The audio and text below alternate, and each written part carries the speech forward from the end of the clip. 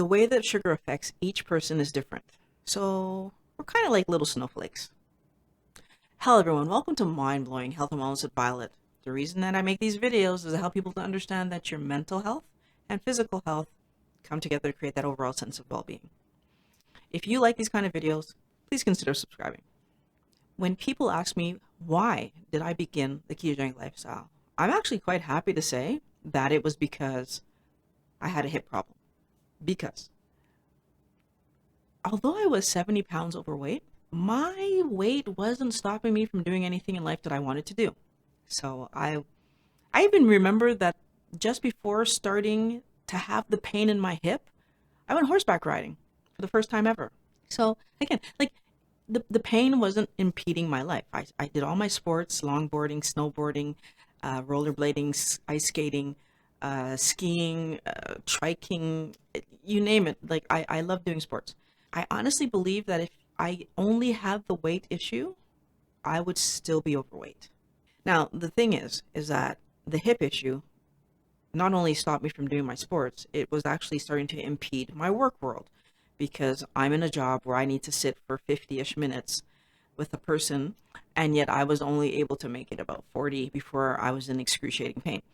And as good as I think I am at having a poker face, it was starting to show. This inflammation issue really did catalyze my desire to make change in my life. Whenever a person eats sugar, there's going to be the common reaction of the body that most people will live, most, not all, but most. And then there will be the specific actions of the body that your particular body is going to do that's different from maybe like 5% of the world will do it this way, another 5% will do it that way. I'm not sure what the percentages are, not a doctor. I'm just pointing out that there seems to be a lot of variability in how our body reacts to the sugar. So here's what I'm trying to point out. For me, weight gain wasn't the first obvious, which is interesting because I think one of the things that I've always allowed myself to believe since learning about keto was that weight gain would be the obvious first thing. Interestingly enough, though, when I go back and look at myself through history, I was at a regular weight. The truth is, I gained my weight after my daughter's birth, but throughout my growing up years, I was at a normal weight. So my knee issue, though, began when I was 22. So interestingly enough, for Violet, the first sign of any insulin situation was actually the knees. Today, looking back, I can clearly recognize that the knee issue that I had disappeared when I changed my food, and it had been there from 22 onward. Of course, my activities had never gone away. So the assumption being, okay, why is this important? Well, if my first sign of any issue metabolically was sore knees, is it possible that sometimes these other things that some people have skin issues, some people have back issues. I did have the back issues, but later, of course, you have the people who gain weight. Of course, you have the people who have kind of brain foggy, can't seem to remember. Is it possible that all these different issues that we kind of have along our way in life, all coming back to the insulin resistance? If we're all different and our body is going to show us the problem in a different way, it becomes really important for us to understand what we're looking for. This idea that we're all a special snowflake, but yet we're all made of snow. If I gave you the example, if someone jumped off a roof, they would fall and they would break, let's say they break their leg. But if another person jumped off the roof exactly the same way, from exactly the same height, and they landed on their legs the exact same way, it doesn't mean the fracture will be in the same place because we're all a special snowflake, right? The fracture is going to be slightly different for each of us. And I think we need to understand that when we're looking at the way that we all consume carbohydrates, and yet we all have slightly different timing of when the problems begin, slightly different expressions of the problems that we're showing. I mean, they do kind of go within the same vein, but they're slightly different. And I feel like part of the reason that we are so slow on understanding that carbohydrates are actually the problem is because we are not noticing that knee issue that Violet had. But interestingly enough, my cousin also had knee issues, and we're coming from the same style of food, that my other cousin had a weight issue, and oh yeah, that's true. My other cousin also had a weight issue, and my brother had a weight issue, and right, and we're not paying enough attention to all the different people who had different issues at different points in time. Now, can I say that my cousin had her knee surgery and that solved that, and my brother joined a football team and that solved that, and right, like, but like it came back later, right? Because my cousin's knee issue came back, and my brother, right? And what is this telling us? We can intervene on short term by doing things not related to food, but actually, if the problem is coming from food, the solution needs to come from food. What's interesting to me is, does it mean that because I was showing inflammation issues that my body had reached its maximum for what it could accept? Not necessarily, because I didn't get a diabetes or a heart problem. Or what I find interesting though is that that's our criteria. We don't actually consider ourselves to have reached the limit of what our body can do until we need medication. Would life work different if we thought differently about this? What happens if we decide that we've reached the limit of what our body can do when we start to feel uncomfortable? So that discomfort becomes the threshold, not life threatening becoming the threshold. Do you think that if we had that mindset when my knees started hurting me, I might have been searching for a solution sooner? Maybe. Maybe I still would have contributed it to all the sports I was doing. I do know for sure that when my hip issue happened, I hadn't changed any sports. I hadn't increased any sports. And as a matter of fact, I was in a little bit of a break when it started between seasons. I feel like that was what caught me off guard and allowed me to say, this is something different. Had that happened in the middle of ski season, I probably would have just thought I hurt myself. It's tricky because the things that we're looking for aren't obvious, at least not to a layperson, not to a non-doctor. And even some doctors don't see these patterns as related to what we're eating. Okay? Does not make it more difficult? And I think the answer to that is yes.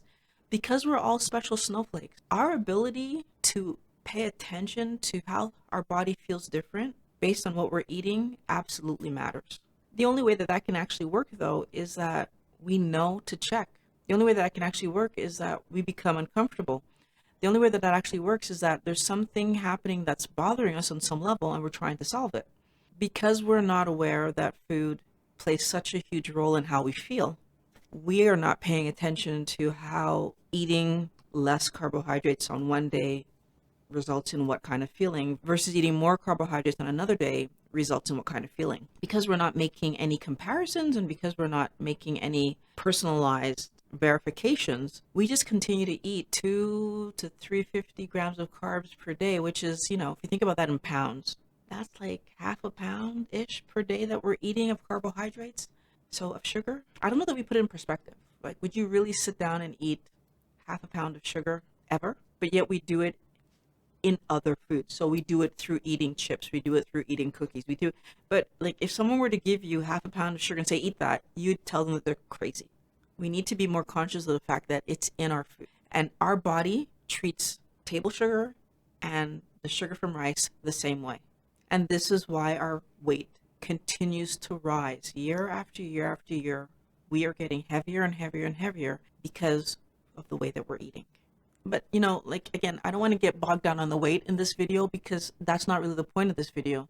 It's the other things. It's the diabetes. It's the heart disease. It's the neurons that are not firing properly and working properly and causing you to have pain or causing you to have brain fog. It's the Alzheimer's. It's the skin conditions, right? The skin tags that you have, and also the rashes and the psoriasis. And there's so many things that our body can do to get the sugar out of our blood.